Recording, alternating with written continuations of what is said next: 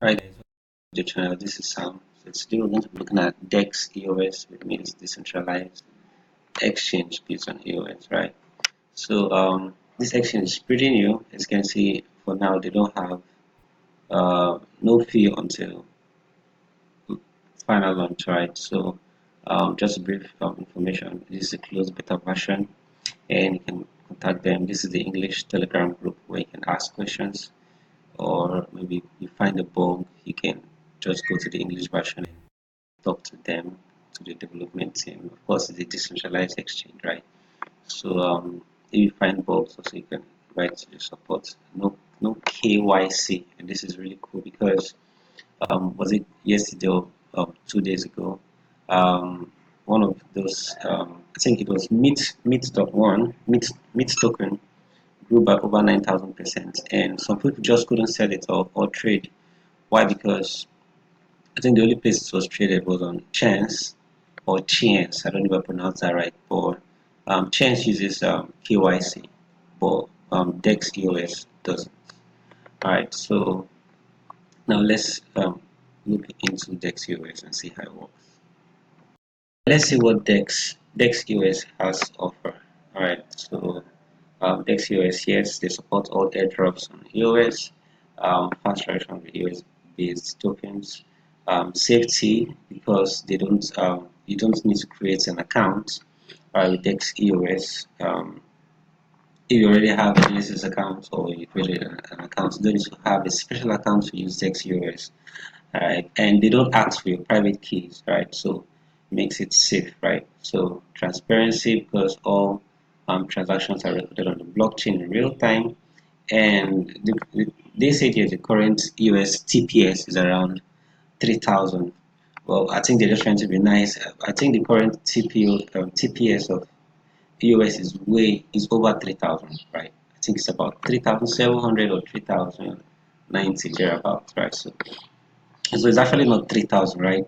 So I think they're just trying to put a round finger around that. It's higher than that. So you don't need any extra wallets, right? Users are not provided a separate wallet solely for exchange. Simply, users can just exchange their US tokens, US accounts, right? So no centralized database doesn't save personal information. Why? Because you're using scatter, right? So you need to put your private keys and all.